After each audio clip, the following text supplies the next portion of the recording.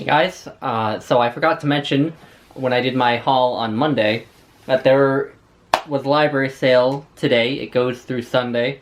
I think I will probably resist going until Sunday, until the exact day Sunday, because Sundays what they do is it's a $1 admission fee and then everything is free, whereas the other days you pay $1 for every book. But I did go today. I decided to go at the beginning because, you know, you want to pick up the best stuff, which is usually still around when, you know, at the beginning. Yeah, anyway, so I got 24 books, but next year is a no-buy year. I am not buying any books next year, so might as well buy up while I can. And they're all still in the bag that I carried them around in, so I'm not entirely sure what order I'm going to be talking about them in, so it'll be sort of like rediscovering these books along with you guys, except that I do know what the first book will be, and Steve Donahue will leap for joy at this. This is The Personality of the Cat. This is edited by Brand Amar, and the subtitle is Its Many-Sided Nature as Revealed in Stories, Pictures, and Poetry. So yeah, a book about cats. This is probably one of the only impulse buys. I had a mirror-to-mirror talk with myself that this library sale haul had to be books that I really, really wanted to read. I couldn't just go to this library sale and hoover up anything that was remotely interesting. I had to exercise some self-control, and I still ended up with 24 books because this library sale is amazing. This Ames Public Library sale is just incredible. Like, if you guys are ever in Ames, you're for one of them. Like, literally, it's worth going to the library, even if you don't mean to, just to go to them. But anyway, so that's The Personality of the Cat. And yeah, this will be fun. I imagine I'll dip in and out of it, I might be most interested in the poems, but I'm sure I'll get to some of the stories. So, anyway. And then, alright, we go something completely different. This is The Nature and Destiny of Man, a Christian Interpretation by Reinhold Niebuhr. I read Reinhold Niebuhr's other book, The Children of Light and the Children of Darkness, earlier this year, and I found it fascinating. Definitely didn't end up agreeing with all of it, but I really liked his writing, really liked the way he thought. And this is a series of lectures that he gave at some point or other. I'm not sure, but I'll read you a little bit of the blurb. So it says, in a world tragically alternating between total war and unrealized dreams of universal peace, Dr. Niebuhr issues a vigorous challenge to Western civilization to re-examine the very basis of its most widely accepted beliefs, to question its still confidently cherished hopes. His study is based throughout upon the conviction that there are resources in the Christian faith for an understanding of human nature which have been lost in modern culture, and he shows that the biblical Christian view of man's fate gives a more meaningful interpretation of history than has been built on any alternative presuppositions. Yeah, that sounds really interesting. I don't think I'll agree with all of it, but I think I will find this fascinating. And yeah, this is a bind-up of a few books, it looks like. So anyway, I can chip away at it. So this next one is probably closer to being an impulse buy, but it's still a book I've heard a ton about, and it's not one that I need to read all at once. So this is Hugging the Shore, Essays and Criticism by John Updike. Yeah, Steve Donahue talks all the time about John Updike's criticism, and he also talks about his fiction, but not in quite as positive a light. But he talks about his criticism all the time as being excellent. So I got intrigued. And I know that there is a second volume of John Updike's criticism that's going to appear in here. But yeah, it's a thick thing, and I imagine I'll just, again, chip away at it, not read the whole thing at once. I'll give you a sampling of what's in here. So, what does he write on? There's an essay on Nathaniel Hawthorne, Herman Melville, Walt Whitman. There's some letters of his, some writing about Vladimir Nabokov, some writing about Saul Bellow, Kurt Vonnegut, Ursula K. Le Guin, John Cheever, Muriel Spark, Iris Murdoch, and so on and so forth. I mean, there's also stuff in here. Heinrich Boll, he writes a little bit about. So anyway, yeah, just a really eclectic collection. Anyway. Alright, we move on now to, this is Rene Descartes, Discourse on Method and the Meditations. I bought this mostly for the Meditations rather than Discourse on Method, because I already own Discourse on Method, but the Meditations is a book of philosophy by Descartes that I have wanted to read for quite some time, but just never came across. And then, a book that I already own in another translation. This is The Histories of Herodotus. I read about 3/5 of this last year, I think, maybe the year before last year, but I never finished it, and I think that part of the reason I didn't finish it was because I didn't like the translation, and also because the edition I was reading from had really tiny print, which made it feel like each page took like an hour to read, but this edition has really generous print and a nice margin, and these Oxford World Classics are really good tend to be really, really good in their critical apparatus and such, so I think that this will be vastly superior to the edition I own, which is the Barnes & Noble Classic, so I can just donate that one and finish reading Herodotus in this translation.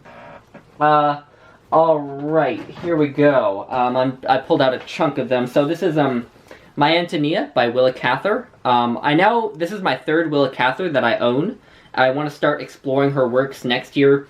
I believe that this and Death Comes for the Archbishop and The Song of the Lark form a sort of spiritual trilogy, not like a trilogy of books that are narratively connected, but a trilogy that are sort of thematically connected and all take place in sort of the American West. And obviously I'm very interested in the American West, and Willa Cather is just one of those classic American authors who I would like to read some of. So yeah, again. Alright, this is a memoir. This is a narrative of the life of Frederick Douglass by Frederick Douglass. I've heard really good things about Frederick Douglass's writing. I have a couple other memoirs by escaped slaves. So that is a genre, that is sort of a small area of literature that I could get into next year now that I own a few from that genre. Alright, completely opposite side of the world for this next one. This is R.U.R. by Karl Čapek. Now, Karl Čapek was a Czech writer and playwright and novelist.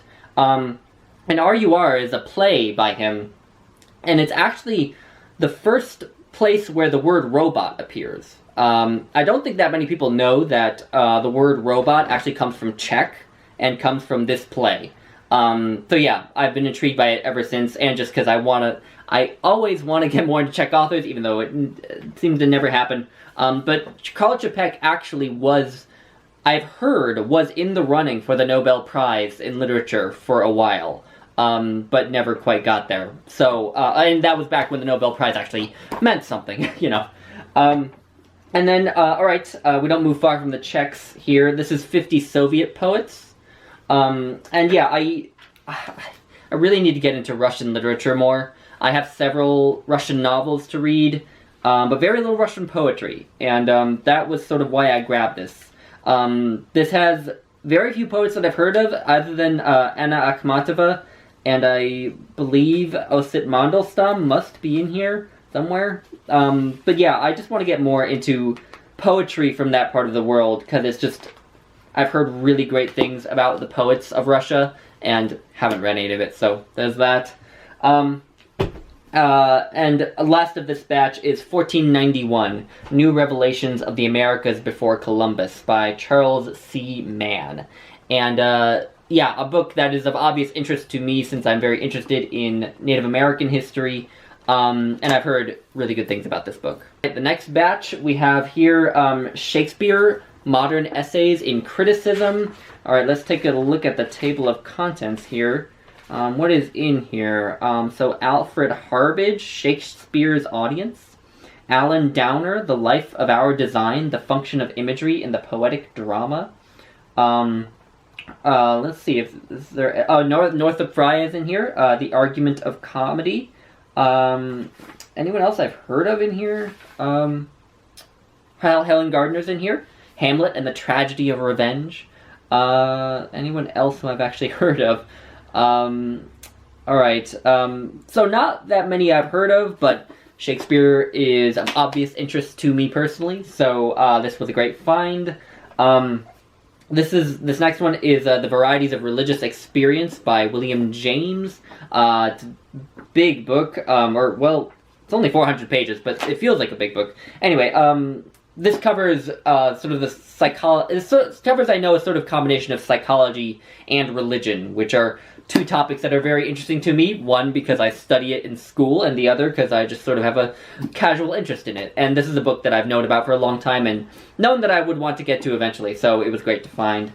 Alright, we go back sort of to around the age of Shakespeare for this next one. This is Volpone by Ben Jonson, Shakespeare's dramatic rival, who never quite was as successful and certainly isn't as revered today as he was, although I personally really like Ben Jonson's poetry. But this is a play by him, and it's, of all his plays, this is the one that is most often read. So, yeah.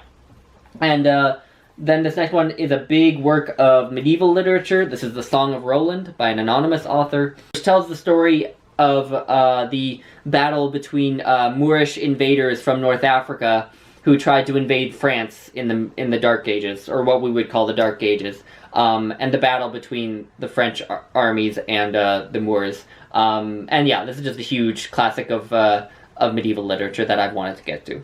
Here we go with another batch. So this next one is the Journals of Lewis and Clark. I just dropped something. The Journals of Lewis and Clark. I've wanted to read it for quite some time. One of those sort of classics of literature about the American West. So I've been interested in it sort of for that reason. So there's that. Next one was a total coincidence. One that a book that just came up the other day on BookTube. This is by Ernest Mayer, and it is What Evolution Is. Steve Donahue just the other day did a starter kit of books about evolution, and this was one of the books he named as just a sort of rundown of a lot of the main mechanics of the theory of evolution. And I am fascinated by evolution, and I'm currently reading On the Origin of Species, so this was a really nice find, a complete coincidence. And then next off we have another chunker. This is The Second Sex by Simone de Beauvoir, which I've wanted to read for ages and ages, and again, just haven't gotten around to. But yeah, it's a big thing, but a classic of feminism. And then finally, we have Sylvia Plath, the restored edition of Ariel. So yeah, I haven't owned any of Sylvia Plath's poetry for quite some time. I used to have a complete poems of Sylvia Plath, and then got rid of it because I'm an idiot. So this was a great find, and most of my favorite poems by Sylvia Plath are from this volume, so this is probably the one that I need to hold on to anyway, so that was really nice to find. Alright, we stick with poetry here. This is Jorge Luis Borges, Selected Poems, 1923 to 1967. Yeah, an author I've wanted to get to for a long time, and this just happened to be there, so that's great. Alright, and more poetry, Selected Poems of Rainer Maria Rilke. Again, poet I wanted to get to forever. Now I have a nice selected edition. Alright, we come back to John Updike. This is Due Considerations, Essays and Criticism. And yeah, again, another miscellaneous collection of pieces. If I remember what Steve said about John Updike, is he wrote about literature but also about art, which I think sounds interesting. Yeah, and also just like general reporting and such, and introductions to different books and things like that. So anyway, yeah, so a big chunky book that I can chip away at. Alright, here we go. Okay, this next one is Kierkegaard. This is the cover doesn't tell you anything, but so this is a collection of the writings of Soren Kierkegaard, a Danish philosopher, who I'm a little intimidated by, I have to admit, because he wrote a ton. I mean, he wrote so many books. I have his book Either Or, which is a chunker of a book, but he wrote way more than that. And it's always a little confusing to me with regards to where to start with Kierkegaard. And so I think that a collection like this could be a great way to get into reading about his thought. So, great find. Alright, we're getting there. We're getting towards the end. Oh, we have a gem at the end. I'm excited about this last one. So, But before that, we have the complete plays of T.S. Eliot. Yeah, I love T.S. Eliot's poetry, but haven't read any of his plays, so I'll be able to get to that now. And then finally, possibly the find of the day. This is the Norton Shakespeare. Yeah, I mean, edited by Stephen Greenblatt, Walter Cohen, Gene Howard, and Catherine Mouse. Yeah, anyway, what can I say? Is a find. And I think this is my third edition of the complete plays of Shakespeare that I own. So, anyway, I might be a Shakespeare nerd, guys. So yeah, anyway, that is a library sale haul. As always, give me your thoughts if you have them. I look forward to your comments, as always. And anyway, if I do return to the library on Sunday, you will all be the first to know. So, anyway, I will talk to you all later, and I hope you have a good weekend. Bye, guys.